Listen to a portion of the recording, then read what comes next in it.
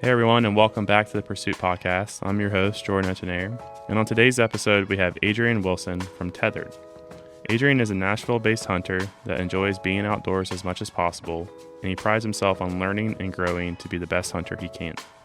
We discuss how he got started with TETHRD, the ups and downs of his hunting season, getting his daughters involved in the outdoors, tips for new saddle hunters, and what new things TETHRD has coming this year. Ladies and gentlemen, please welcome Adrian Wilson.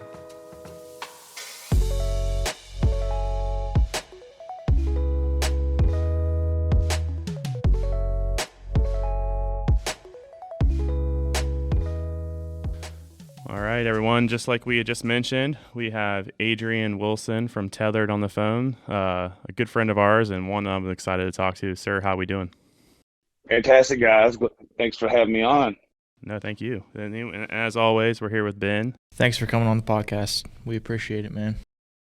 Well, I'm stoked. A bunch of guys sitting around talking about hunting, fishing, outdoor stuff. Let's do it. Let's do it. So right into that, man. Let's go ahead and introduce yourself. For those of you who don't know, like I said, we kind of teased you up a little bit in the intro there, but introduce yourself and just kind of talk about the history and kind of what got you started in the hunting and fishing and being outside. All right. So, Adrian Wilson. I'm just outside of Nashville, Tennessee, and been with TETHRD about since the beginning. I was friends with those guys, a lot of those guys, before TETHRD started, but not in a way that's like pretty common, I guess. We were guys that most of us had never met.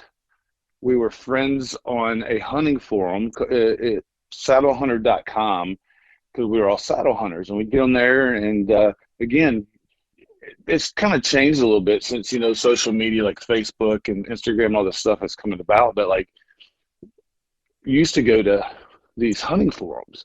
Now, I would do that. I'd stay on there forever, just getting information, trying to learn about this or that or this style, because there's so many different ways, especially in saddle hunting, that you can do things. So I was always wanting to get better and learn and be more efficient. And then you just kind of make friends with guys that you've never met, which sounds weird, but I think we've all kind of done that in some aspect. But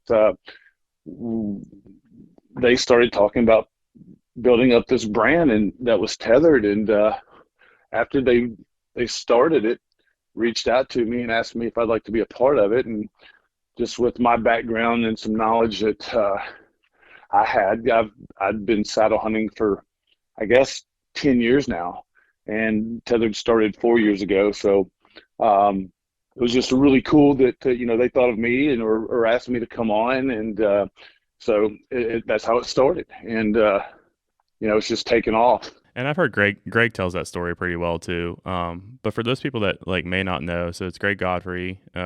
Believe Ernie was in there too in that conversation too. Yep. Ernie Powers, right? Yep.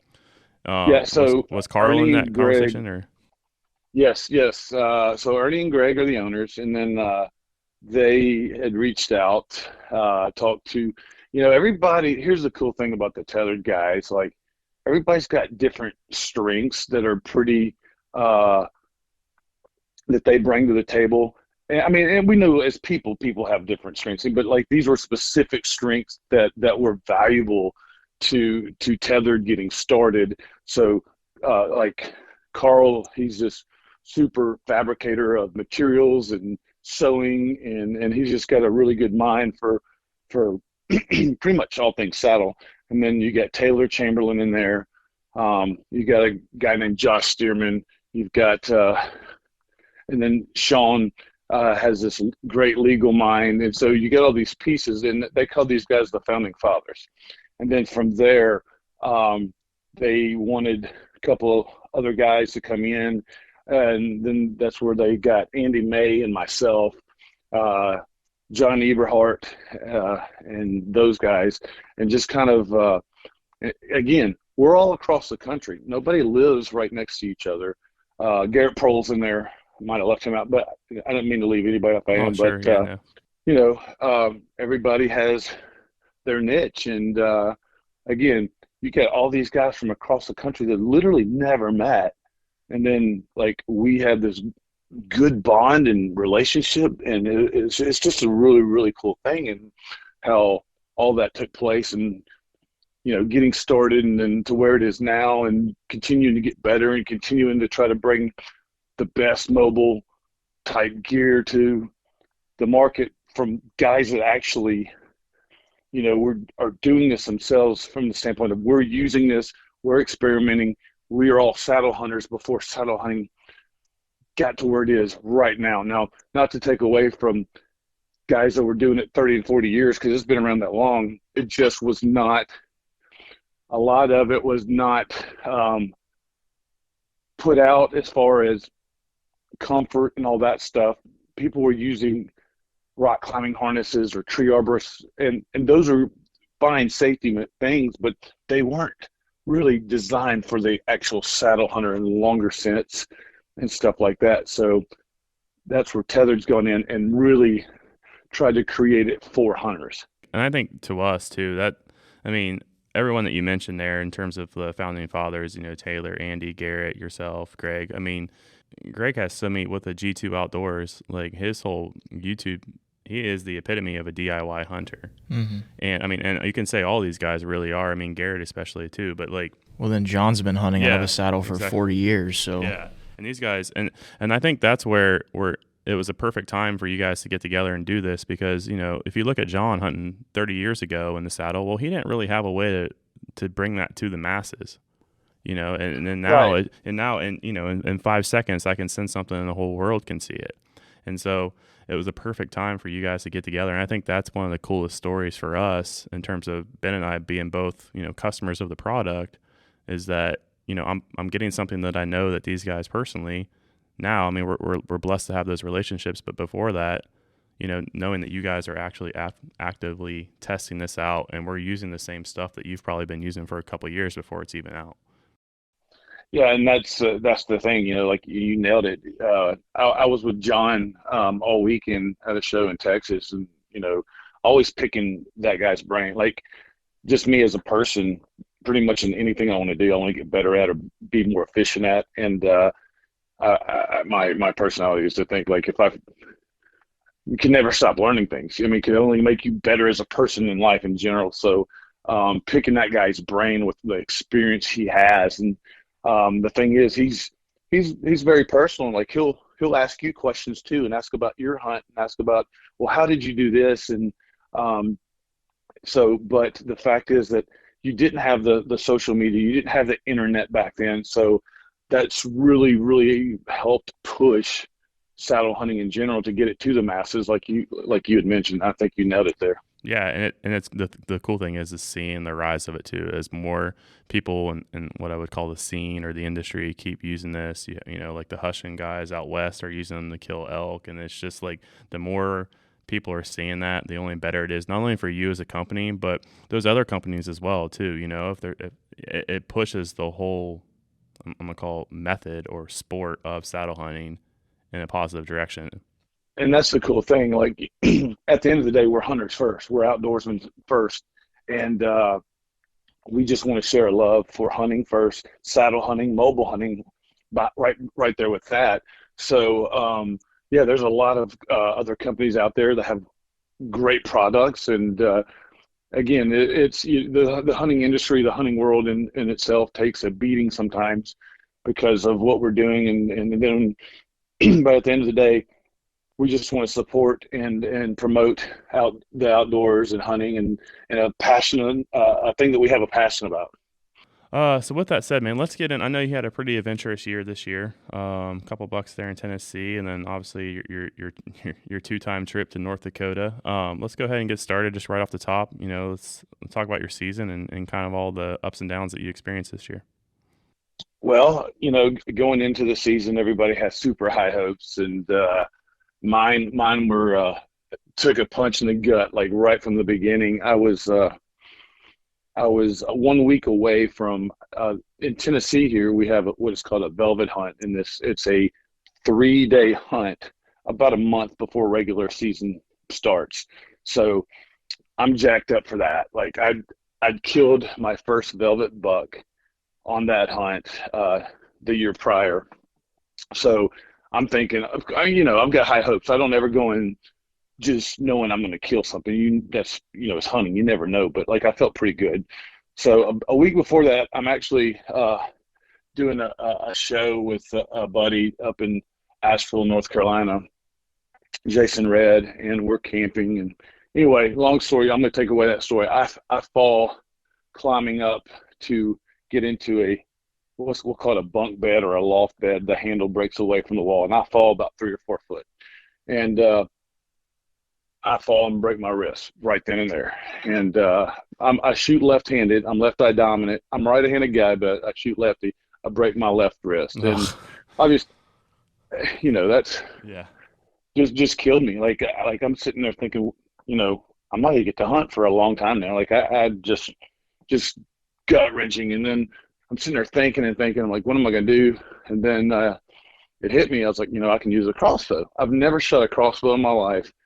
Ever. I've only shot bows. And so I start calling around, and I don't know anything about a crossbow. I know zero, except stuff I read just in passing and on the internet or something, but I don't know anything about them. I just know they're super fast. And then I'm learning that you can, obviously when you have a crossbow, you have to, cock it back. Well, I'm looking for a hand crank because somebody said, hey, you can use a hand crank. So I'm thinking, okay, well, I can use my right hand for that and still be able to hunt. Because for me, I just want to be out there. I am very okay with all legal means. I'm not going to judge, oh, you're shooting a crossbow or you're shooting this. If it's legal, and I'm fine. Like, I'm not a judgy person. And at this point in time, I'm needing a crossbow to be out in the woods. So that's what I did. I went on that velvet hunt, and it was I was not successful. I wasn't even close to successful because things I didn't really take into consideration is I can't climb either. Some of the places and that changed everything for me from this standpoint. Yeah, I like hunting from the ground a lot anyway during rifle season if I'm going to use a rifle or with my bow. But the places I had in mind at this juncture of the year, the season, everything's still super green. So on the ground, I had very little visibility in the places I wanted to be. Those are places or areas I would have been anywhere from 12 to 25 foot up, So that changed all my game plan. So that weekend I hunted, and it's hot here in Tennessee, but like, again, I'm okay with that because I'm out hunting. I was doing what I love to do. So the other side of it is crossbows are bulky and they're not super light. I mean, not that it's something I can't carry, but like it's just not my bow. So anyway, that was a bust, but I learned some stuff. And then literally like a week later, I'm supposed to go to Nodak. A bunch of the TETHRD guys are going up there to hunt, and I'm taking my crossbow. And when you're scouting and getting boots on new property, obviously you're putting a lot of miles in. So going up there to a new state. I'd never been to North Dakota. It was beautiful, by the way, beautiful state. Going up there and trying to explore and get on some deer sign and carrying that crossbow. Just it's different. It's different. But went up there and I got close twice. Both times were at the end of the evening, and actually I was in some pinch points to where these deer were going into crop fields, and had two walk up on me on different nights, like directly behind me. I'm sitting there waiting. But again, I'm not in a tree. I'm sitting there on the ground, and I was close, but they were on top of me and busted me and were gone. So again, learning experience, learning do's and don'ts and stuff like that. So that was in early September. So far in Tennessee, after that, the season starts late September. So I didn't hunt again till that was the first week of September, and I don't go back till late September here in Tennessee. And again, I'm with my crossbow. I had a couple close encounters, and that's about it. Like, it was just tough for me early season Uh, I love hunting from the ground in general, but I really, really like to be high in the tree to have a vantage point of being able to see and doing stuff like that. And uh, sitting in the saddle is super comfortable for me. So that's something I was missing as well. And I'm not saying you can't. For a lot of people ask me this all the time: can you shoot a crossbow out of a saddle in a tree? You can. You definitely can. I never had that opportunity because I couldn't climb. I couldn't physically pull myself up the tree because of my wrist. So that I never tried it. But what I did do was I would take my saddle and I would go sit at the base of a tree, if that makes sense, and have the ground as my platform. Oh yeah, yeah. So I did that. But anyway, yeah. So Tennessee season is here, and I killed a buck on November the 4th, I believe. It was one that I'd had on trail camera that I'd watched a little bit, and I had a cell camera out, and a lot of people are talking now, or is that a way to take advantage of those? Some people are saying they like it. Some people saying it's unethical. Let me say this: I use trail cameras to see what I've got. I strictly, like most guys, and to see. But I really, really firmly believe you cannot use a trail camera and say, okay, well, I don't see anything on this one for 6 days, so that means there's nothing here. That is false. There's no way. Yeah, it's just a tool like anything else. Correct. And I'm hearing a lot of guys say that, and not to say I'm right and they're wrong, but I think they're wrong there. Well, you still have to get it done. Well, these deer take different paths, or you've heard of people saying, well, the trail camera spooked that deer, so they'll walk around it or whatever. I sit there and watch deer. I can't say that they're purposely avoiding the cameras, but I could sit there and watch a deer that my camera would never see just 10 yards away, and it goes behind it or whatever. So anyway, but this particular deer, I was catching him on my cell camera, and the frequency picked up, and so I decided I was going to go in and go after him. I'd seen him work a scrape twice on that camera at 3:30 a.m. and then again at 7 a.m. he was checking it. So after the morning, it was a spot that there's no way I can go in there in the morning without getting busted. So I crept in about 10:30 that morning and sat, and he comes up over a ridge to check that scrape out at around 4 o'clock, and 20-yard shot, and I was able to take him. And so that was my first. And no, I've got my bow at this point. I've been able to shoot. I've been able to shoot it for about a week to 2 weeks at this point. So just perfect timing, for the rut coming in and all that stuff here. The rut in Tennessee Middle Tennessee is typically going to be, I don't know. I want to be in the woods November the 6th to about November the 16th for sure. That 10-day period seems to be pretty hot. So that's what I focus on. And if I'm not mistaken, was that a public buck too? Was that a public land buck? Yes, that was a public land buck. I remember seeing that picture. I got it pulled up right here. He's a stud. The body on that deer was just huge, and I shot him, and it was about a mile and a half back. And here's something I learned this from a buddy down in Mississippi. Shot a deer a few years ago down there, but it was getting pretty dark and pretty late, and so what I decided to do, I took my base layers off and wrapped the deer around his head to get my scent and my clothes on him, and I left him overnight like that, and this is what I heard: the coyotes won't touch him. Oh, okay. If you get your scent. And so I left him overnight because I did not want to fool with getting out of there and that walk, and I was tired. So I went back. Me and a buddy went back in the next morning about 10 o'clock and had bags and our kit, and cut him up and took all the meat out and packed them out. Yeah, and there's that picture right here with you with the back strap in your hand and the knife.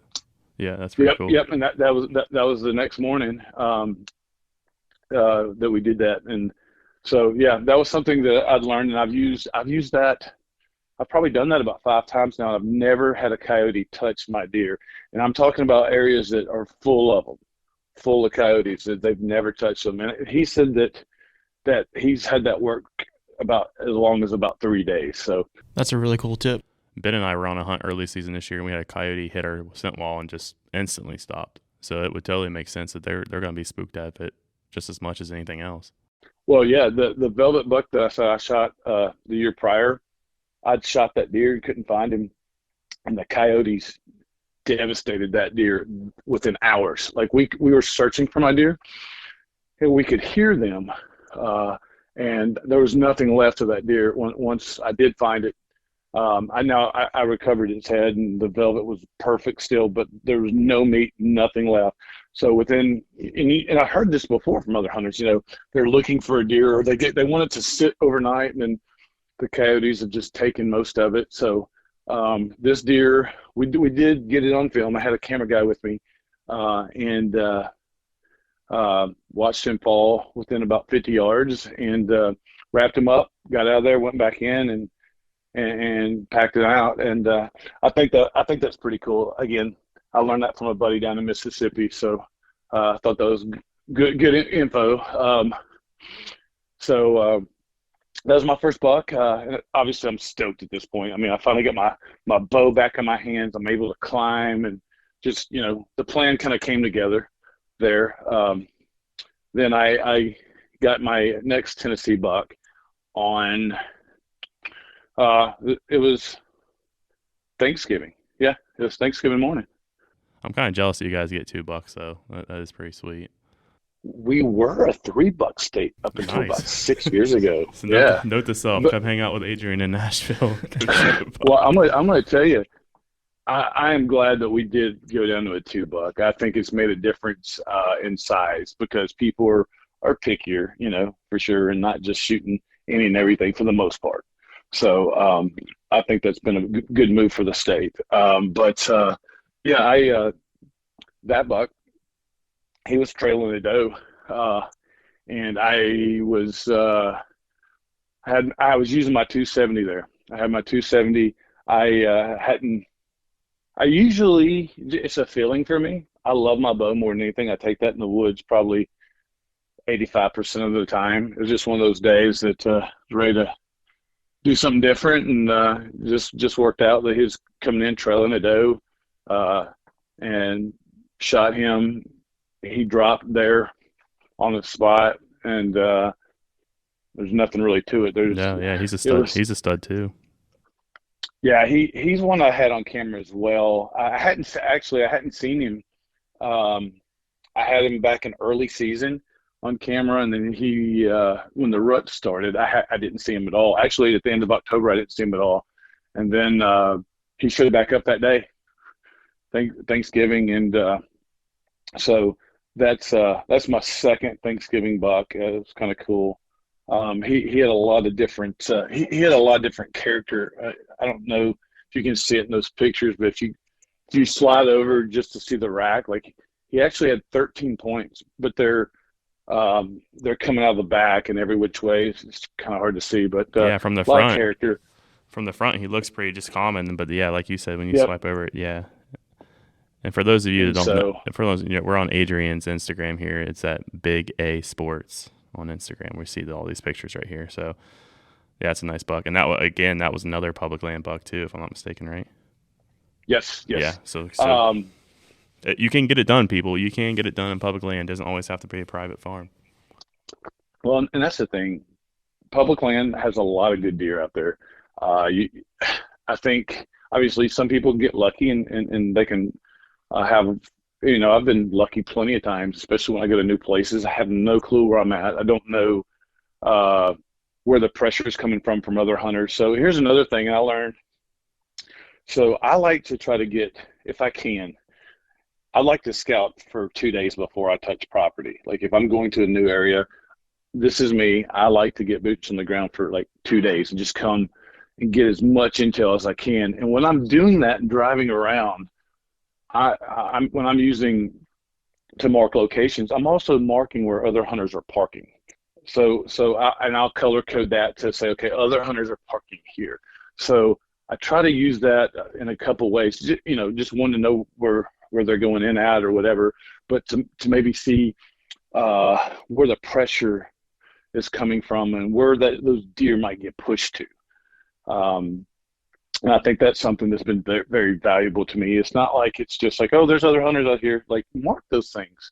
Learn and use that to your advantage. So use public land hunters to maybe help push deer to you, or look at the topo map and see features where these deer might go off to. I think that's been a big asset for me as far as learning. And again, Jared Schaefer is the one that does that, and I was like, "What are you doing?" And he's like, "I'm marking these cars." And so I learned that from him, and I've talked to other people that they did it too. And I guess I was late to the game on that, but it's been huge being able to go in and do that. No, that's a great tip. So you get this one down on Thanksgiving, right? And so then you, who all went back to Nodak with you? Is it just you, or did some more of the guys go with you? Or yeah, so when we went out there in September, I was hunting public land. Some of the other tethered guys at the time had some private land access, and so in Nodak, it works a couple of both ways. You can hunt obviously public land, and then if a private land is not marked that with no hunting, you have a legal right to go hunt it. That's just the way it works there. So a lot of them were hunting some private land. So when I went back in December, I went back with Ernie's stepson, actually. Okay. He had a tag. He was out there with us in September as well. So he and I went back. We drove. I flew into Minneapolis where they live, and then we drove up to where we were hunting in Nodak, and we went to that private area that they were hunting before, and it was really cool because snow on the ground, the whole landscape looked totally different because before, there's just ag fields everywhere as far as you can see. It's pretty flat. And to go out there now, all the green is gone, and it's snow on the ground. You don't see the ag because it's gone. And so the farmer on this property was just telling us this is a perfect time to kill a lot of these bucks is late season because the food is scarce. And so they're able to bait out there. I'd never hunted over bait. In Tennessee, you're not allowed to. I've never done it, but he put some corn, and this is going to sound funny, he put some corn by the cornfields, like grain corn, right? And so it's the temperatures are in the teens at the highest, and then it was -8 the night I killed my buck there. But we're sitting in this, they were hunting over a different area. Me and a camera guy were in this little beat down, rundown barn. When I say barn, I'm talking about it's maybe a little shed or something. Yeah, it's a shed. It's a shed. It looked really small. I saw that video. Your snot's freezing up as you're talking, and yeah, yep. It was tiny. Yeah. It was pretty cold. We got in there just to shelter from the wind and whatnot, because I can hunt cold weather. It stinks sometimes, but I can hunt cold. But the wind was like howling, and it was just, so we got in there to knock that wind off of us, and we went in there, and we had bucks and does early, like in the morning, and nothing just big or anything we wanted to shoot, and then we were sitting there watching them on the hillside, just glassing them all day. And like, you didn't see another one till evening time. It's kind of like the, early season where guys will go hunt in the morning, then they go rest or have lunch and do this, and they come back for that evening hunt. That's exactly what it was like. But we sat all day. Like, we were there all day because we're on a mission. I was like, dude, like, I want to kill a deer. Like, I mean, I want to kill a deer. So I don't know what I don't know how this works. I've never set over bait. I don't know when they're coming in, when they're not. So we sat and froze our tails off for 2 whole days. And then this deer in particular, these deer, all of them are skittish. And not from like, I don't know. I can't sit there and speak for the deer, but like they are, if one jumps and runs, and I'm talking about, you saw in the video, and the evening time, they would all come out, and there'd be 60 to 100 deer out in those fields. And if one jumps and runs, they all run, like for no reason. It's like, so anyway, keep that in mind. That happened. We saw some really big deer. We're talking like 150 plus, a couple of them. And like, I'm jacked. I mean, I'm just happy to sit here and watch these beautiful bucks. I mean, they're amazing. So anyway, that evening, the deer I shot comes in close to the corn pile, and there's a few other deer around it. Well, one jumps.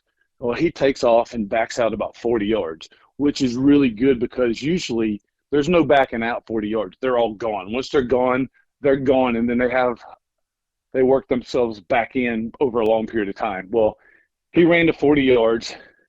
I'm able to range him, and the wind was just too strong. I did not feel comfortable trying to take a shot at that deer when he was already on edge and with the wind the way it was.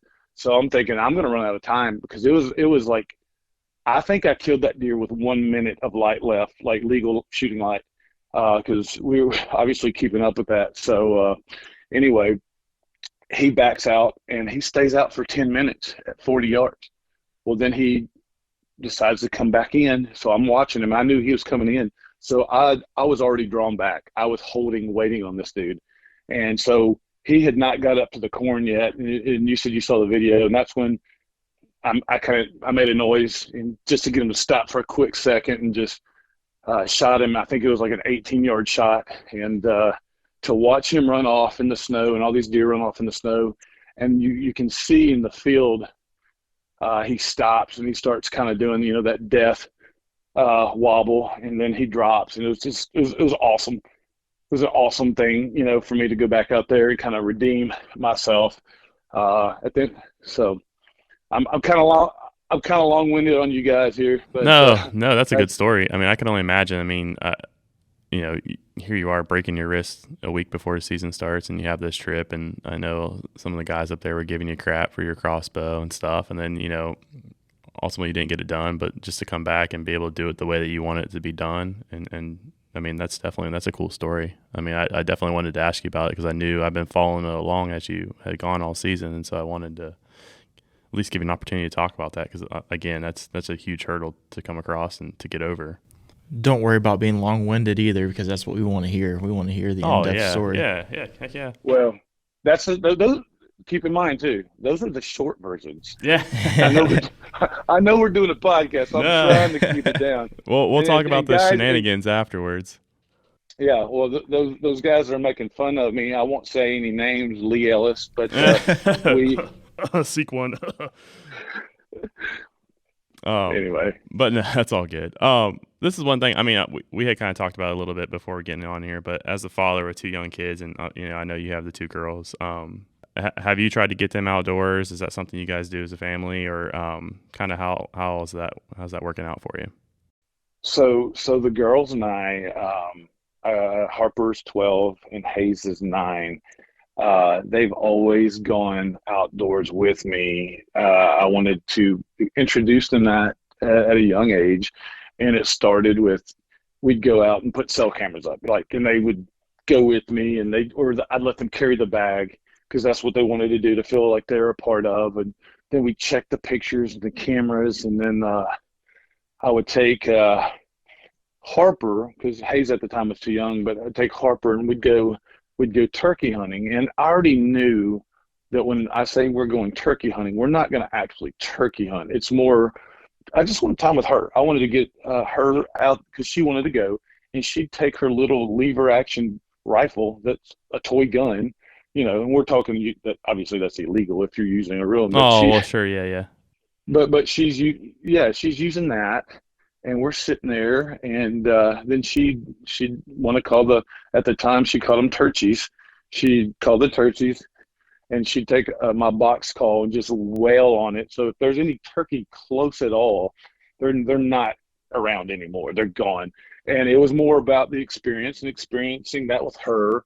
And or she'd take one of my mouth calls, and early on she couldn't make a sound, and it was something like ended up sounding like a predator call when she got to where she could make any kind of sound.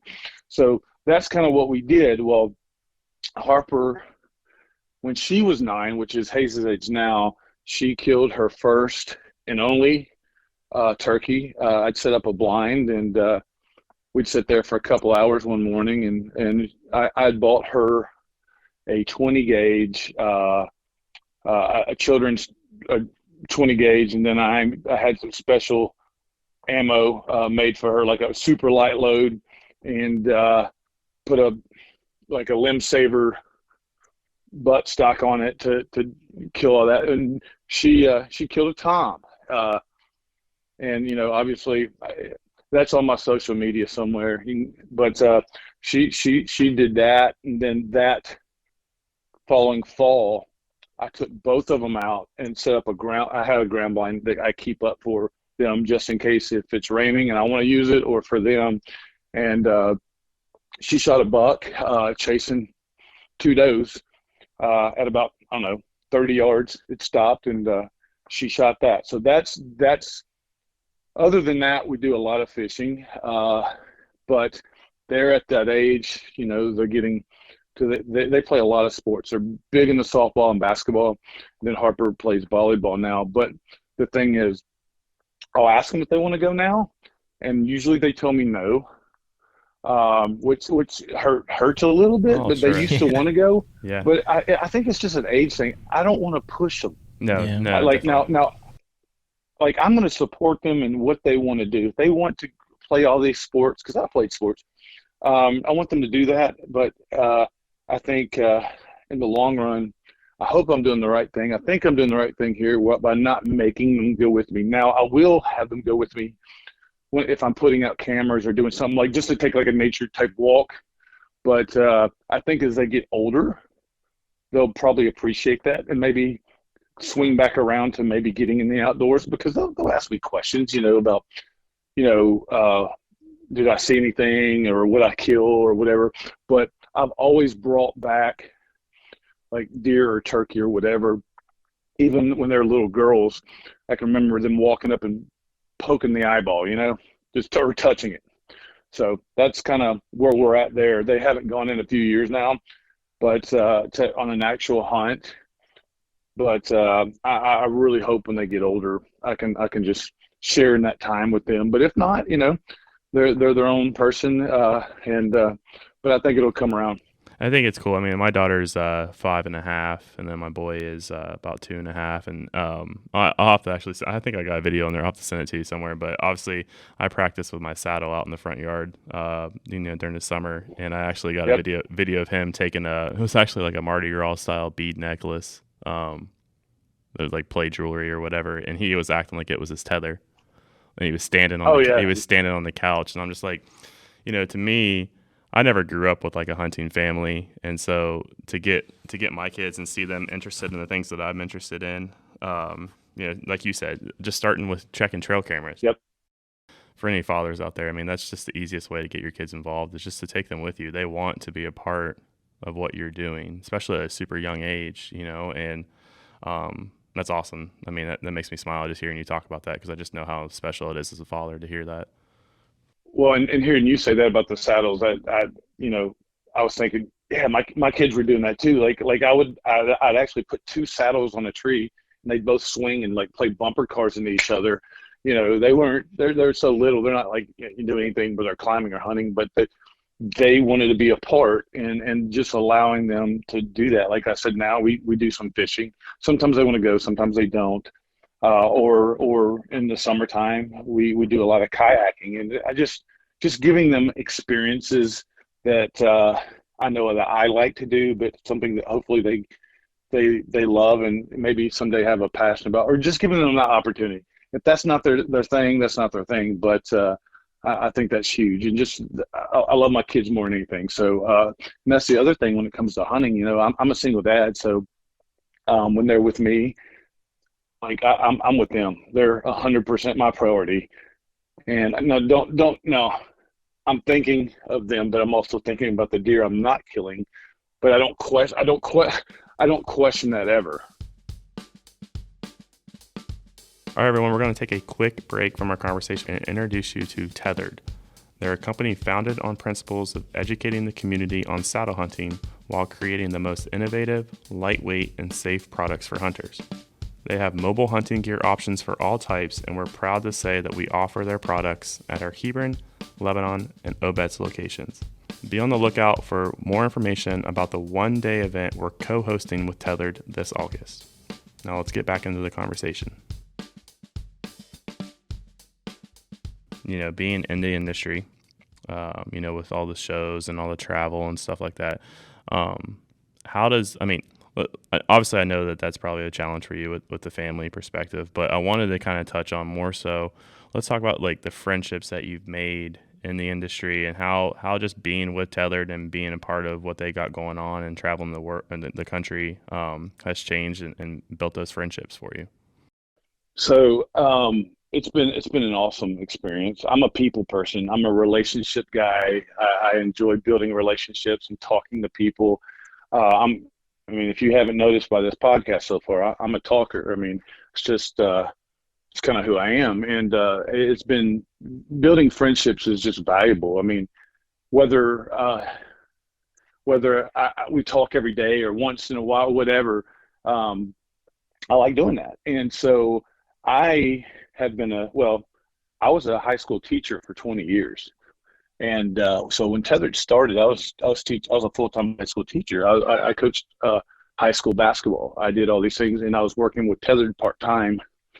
And then I never thought in my wildest dreams that I'd be in the outdoor industry in any way. I'm just a regular dude, and then have an opportunity to have a full-time job.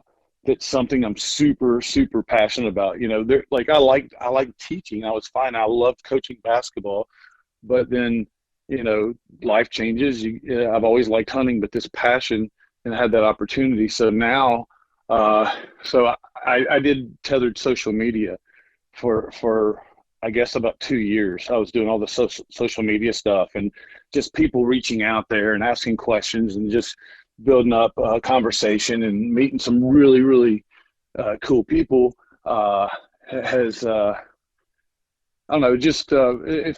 feels really good just being able to talk to people about a passion that I like too. And it's something that obviously they're passionate about, and just there's so much to learn from people in general.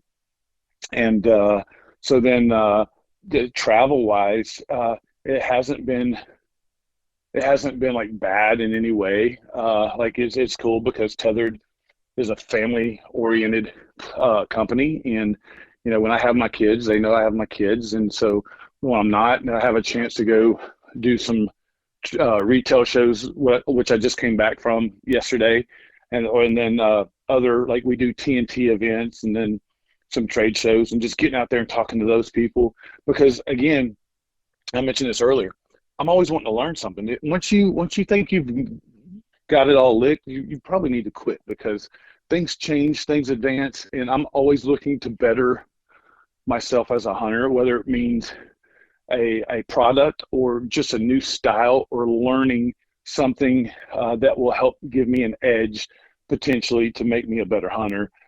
So without, and that's why we go on, these hunting forums or pages, or at least that's why I do, because I'm reading to gain knowledge. Because I didn't start hunting, you mentioned this earlier, I didn't start hunting until I was like 28 years old. I didn't grow up in that. I was playing baseball, football, basketball. I played a little college basketball. That was my life. I was not introduced to it. And then when I was in all the way 100%. If I like something, then I'm all in. And that's the way hunting was from day one with me. I was introduced to hunting, and the first day, and I haven't looked back since. And my passion has just grown stronger for that. So back then, I would say, I guess that was early to mid 2000s. I was on archery talk daily. Like when I can remember as a teacher, when I didn't have kids in my classroom, when I had any time, I was on archery talk, just reading and gaining as much knowledge as I could. So let's go into this because this will be something I think will be pretty interesting. So obviously being with Tethered and kind of going to that teaching perspective. I want to get into what gear you're using, but I think since you're segueing off the teaching thing here, what kind of advice would you give to someone? Obviously, you're looking at these forums and what have you, but what kind of advice would you give to someone who's just getting started into saddle hunting or interested? Sure. I'd say that I would try to get a hold and talk to a few people that have done it for a period of time over the years to learn as much as, because I don't know everything, but I've done it 10 years. A lot of these people that are starting, that doesn't mean they're not good at it, but they've only done it a year or two. And I just think that the people that are more seasoned and have a little bit more experience, you can learn some new things that some of the guys that are just starting out may not have experienced. And I think that, so saddle hunting, the way I look at it, it's a tool. It's like if you have a toolbox, at some point you're going to use all those tools, probably some a lot more than others. So that's the way I look at a saddle. I think it's a great tool for hunting, and it's my favorite tool by far. Some people are just, use a tree stand if that's what works. I mean, because here at the end of the day, what works best for you and what gives you confidence, that's what you need to use. The saddle is it for me. Well, I sit in a tree stand, sure. I've got some presets, ladder stands that I put up for my kids years ago. And if that's in the right spot for me, that's what I'm going to use. But like I said, well, I think I said this, but no, I was talking about my guns, but I'm in a saddle 99% of the time when I don't go to one of those presets, like for my kids, or if it just happens to be in the right spot. And then even still, the 15 to 20 foot ladder stands I have set up, a lot of the time that's the perfect tree. I'll take my saddle gear and sticks or spurs or whatever I'm using, and I'll climb a little bit higher to get where I need to be. So as advice, also, there's a lot of people that want to tell you, hey, this is what you need, this is what you have to have. At the end of the day, everybody's using different equipment a lot. The thing that's really cool about saddle hunting is what works for me may not work for you two, and you're still saddle hunting and you just do it differently. I'd say give a full year of going out in the woods and hunting with that equipment before you make a decision of, oh, I like it or don't like it. A lot of guys I hear, oh, I wasn't comfortable. Well, it's probably because you haven't done it enough, and there's modifications or adjustments you can make to dial it in that you just didn't know or have that knowledge, or nobody really told you or whatever. Now, I'm not saying it's for everybody, because I don't think it is, but I'd say most people, if you give it time and play with it, you will find that it's going to be more advantageous of being a saddle hunter versus not. Oh, for sure. And I think Ben and I are both kind of blessed to the fact, I've been hunting hunting as a kid is one thing, just a few times, but like you said, solely focused on it. Saddle hunting was extremely popular, and to a lot of the credit for that goes to Taylor, but for me, I guess. And so I actually just here recently, I know Ben's probably in the same boat, but we kind of got our foot back into hunting, and saddle was the only way that we're really even doing it. So, but even still, like you said, over the last few years, we're slowly, okay, well, this hip strap may not necessarily be the best for me right here, or it does work for me right here, or whatever have you, or I'm using an 8 mil rope, or I'm using a bigger rope. It's like you slowly start to build your system, and you slowly start to build your preferences on kind of how you want things done. Getting into your bag, how you carry your bag, how you pull your bow up, all those things are things that I think a lot of people, you can get advice from people, but you still need to kind of forge your own path and how you want to do that. Yeah, like what Jordan said, like the saddle, getting advice from people is huge, but yeah, using it yourself is big. Like for me, you mentioned saddlehunter.com. I got a lot of information from there, but firsthand experience is the best. Like both of you said, For sure. I mean, guys ask me all the time, well, how long does it take you to get up in your tree? Because if I'm using my climber, I can just hook up to the tree and be up there super fast. I'm like, I really don't go and time myself. Like I can look at my watch and kind of get an idea and remember this and that. But I think the biggest thing is just being efficient and having doing the same thing, a repetition of like, I know where everything is in my pack. Or if I'm wearing my saddle, I know where everything I need is on my saddle. So when I get to the base of the tree, I'm taking my pack off, getting the things I need, and I'm up the tree fat. Like it's just the same repetition of doing it over and over and over again. It's like anything, you come better at it. And so when I'm coming down from the tree, it's the same thing. I'm just doing it in opposite order, and I'm really efficient doing it. Oh, for sure. What so before we get too far, what is your current setup? What are you using right now? I'm sure you got like the Phantom, or are you going Eberhardt only, or what's your current setup right now? I'm in the Phantom. Like once that we came out with that, and we were prototyping that before it came out, like that's been my favorite saddle by far that I've ever sat in. Like I love the Phantom. So I'm doing the Phantom. I like to have cis haulers on both sides of me as far up to as I can have them. I've got a S beaner and a Molly on the side, on my right side.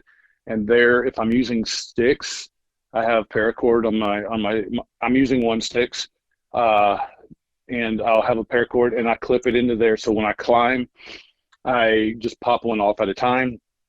And then I have an S clip on the very back of my Phantom to where my platform hangs from. So I'm up the tree, in one time. Like I'm not going to go up and down. And my backpack is on my back. The only thing that's on the ground will be my bow. And when I get up to where I get set up, I'm just going to pull that up and be ready to hunt. So if I'm hunting private, which is very seldom, I don't own any private, but I have access to 100 acres. If I'm hunting out there, I really like using lineman spikes or spurs. So I'll climb with those, and I feel like I'm a lot quicker. Is that something that Jared hooked you up with, or is that something that you just kind of found on your own? I know Jared's a big fan of those as well. Yeah, Jared has been. He's got some really nice carbon fiber ones that weigh like maybe 1 or 2 pounds total. But he actually, we were talking about this recently. He's found that because we're on so much public land, he's been using the one sticks. It, like again, it comes just with efficiency and time of use. He can get up and down the tree in the sticks. And so he's been using those. I think he said he uses spurs maybe once or twice total last year. But the spurs for me, I learned about those on Saddle Hunter years ago and bought them there and modified them to where they suited me. Little things like they had buckles on them that could make noise and stuff. And I took those off and put some different ones on to where they would be more efficient and keep the noise down. Well, yeah, I mean, and that just goes to show, I mean, versus public versus private, obviously you don't want to damage the trees, or you can't, have anything to damage the tree, so you're going to switch up your setup.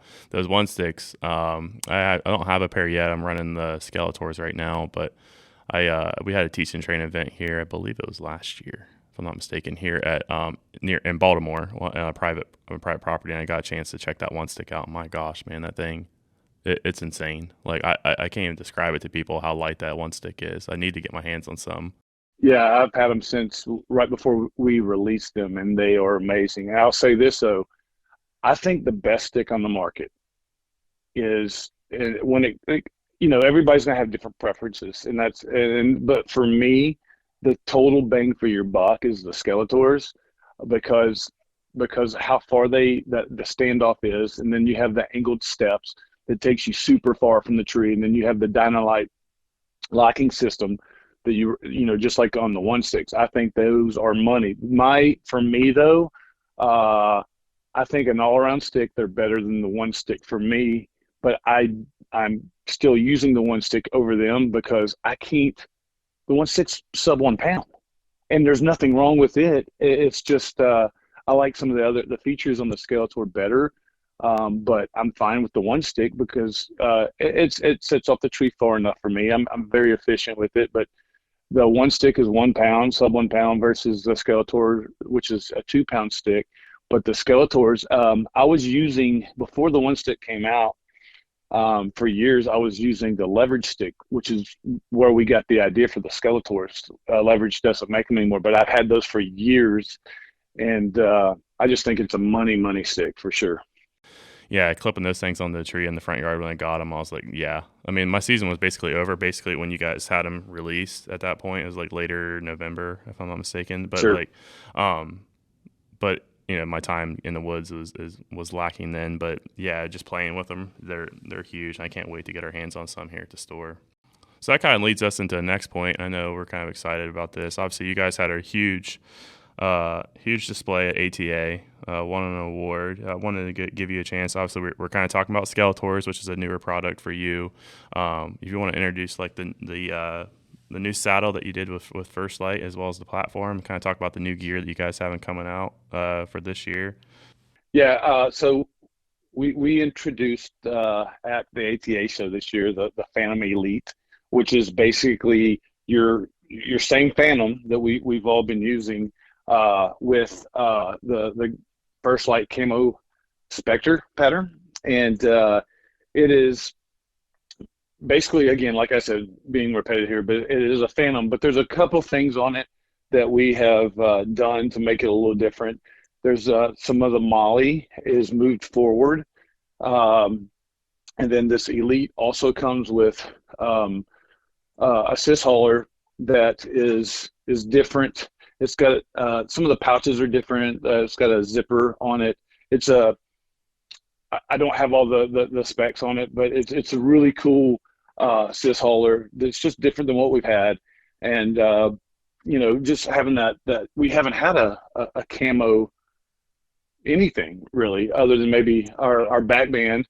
But this is we're getting a lot of feedback and people wanting that now and this and that. It's going to right now, I don't know exactly the number, but the plan is to do a kind of like a limited series of it, and then we may be making some more, but we're looking at dropping that this spring, and then we came out with a carbon fiber platform, which I'm stoked about. That thing's wild. It's wild. It's the one that we're working on now, that we're looking to drop. That's going to be probably a summer drop, and it is the size of our Predator XL, but it's the weight of our regular Predator. So we're looking at, I think, 2.5 to 3 pounds weight, and with a large platform, and we've been doing a lot of testing on this thing. I'm not sure we got the name down or not. We've been calling it the Vader, just with the black carbon. But that thing, some points to think about with it. A lot of people are like, "Oh, it's light," but and another thing is it's not going to make the noise if it hits something. But one thing that I like, because when I'm hunting, I can sit forever. But once my feet or fingers just get so cold I can't stand it, it's not fun anymore. Well, now your feet are standing on this platform. You don't have that metal coming up through your boots that with that cold. So I'm excited about that. Oh, for sure. I'm assuming you guys did they test that? I mean, was anyone testing that over the winter before you introduced it, or kind of how did that, or is it the knowledge of metal? Well, it's just the knowledge of metal. It's not going to transfer that cold. Sure. But yeah, we've been testing this pretty hush-hush throughout the fall. Now, when I say testing, I'm not meaning I haven't been using it in the field. I don't personally have one, but we've been going down and doing all the testing at the shop. I don't remember the name of the legal, just the testing to see strength and all these things. And what we're trying to do is we're putting it through the ringer. We're trying to break these things to find out, okay, where's the fail points? Is there any fail points? What's, before we get it out to the public. But so far it has done an amazing job. And we just want to make sure that we have made the best that we can actually make and give out to consumers. Yeah, I'm excited for it. And hopefully you get it launched and we can I know you guys are coming up. I'm not sure who's all going to be up, but we're having a tethered event here at our store at the end of August. I think is the date right now, if I'm not mistaken. We've got John and everybody coming down. So hopefully we have some of that stuff available where people can check it out, because I'm super stoked to try it out. And same with the saddle too. I know that was one of the biggest things.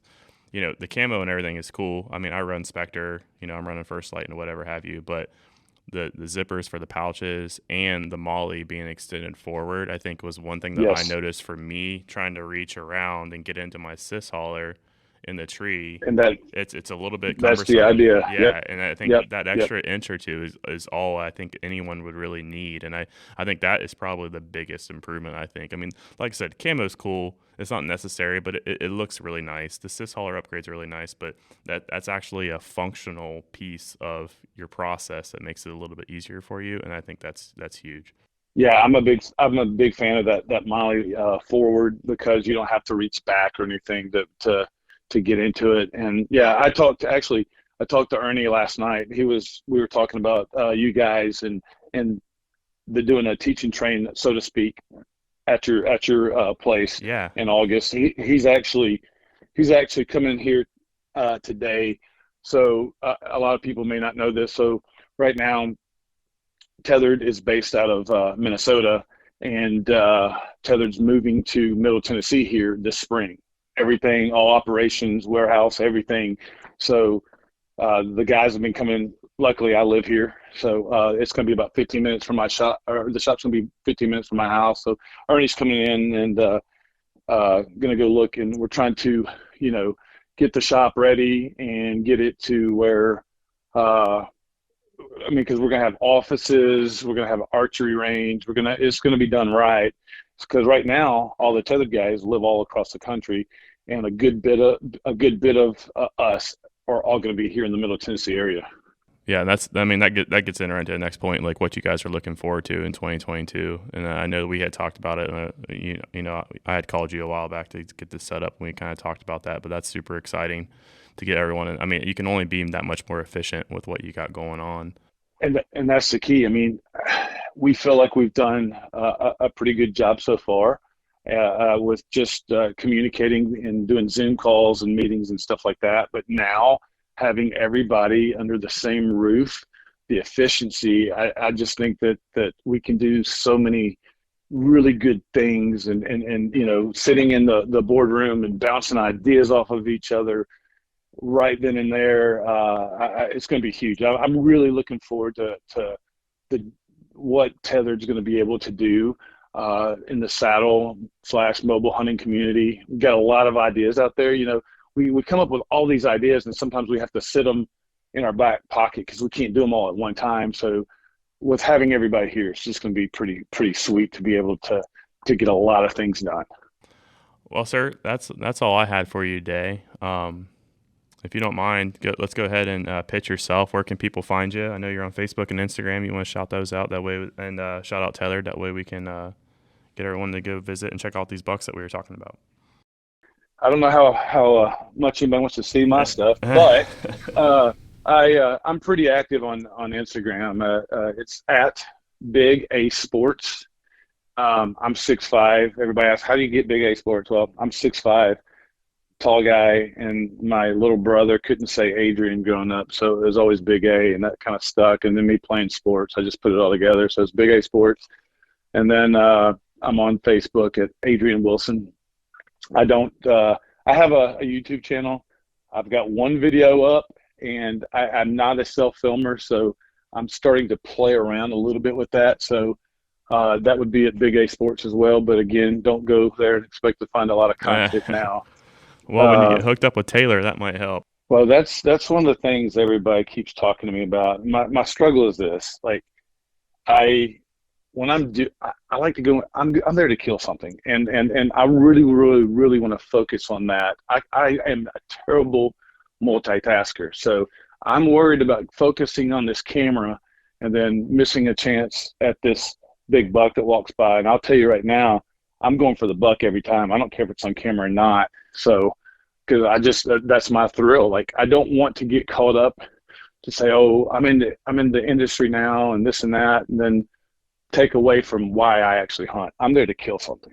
I'm picky with most of the time with what I kill, but another thing is I don't score my animals. I don't care if it makes my heart flutter. I'm going to kill it, as long as in legal means. Like, I'm not one of these guys that has to go out and say, oh, it's this big or that big. If I want to kill it, I'm going to kill it. And if it's on film, great. If it's not, it's fine too. All right, brother. Well, it's been great. I'll let you get back to work. We enjoyed this conversation. I'm excited for what you guys have, coming up this year. I'm excited to get you guys up here. Maybe you can sweet talk them into coming up. Ben and I will put you up real nice, and we'll hang out and get some fishing and stuff done. Oh man, it's always a good time to get out with the boys and get outdoors and talk or fish or whatever we're doing. Just the camaraderie. Can't beat it. Heck yeah. We got an archery range not too far from the location that you'll be at too, that Ben and I do a lot of shooting at. So bring your bow up and we'll come hang out. But again, man, it's been great. I'm excited. I was excited to talk to you. I know we've kind of talked a lot here back and forth over the last year or so. And again, I just appreciate your time and appreciate you coming on and talking all things tethered with us. Well, it was a pleasure, guys, and I appreciate you thinking of me to have me on and my long-winded self. And hopefully we can get up there and in August and hang out and shoot. Yeah, let's shoot some bows and have some fun. All right, brother. Take care. Have a good day. All right, boys. Bye. All right, everyone. That's all we have for you today. We hope you enjoyed that conversation with Adrian. Keep a lookout this summer for the Tethered event that we'll be having at our Hebron store this August. As always, we appreciate you listening. Please give us a rating and be sure to share us with a friend. It only helps grow the show and helps us continue to provide you with the best guests we can. And until next time, enjoy the pursuit.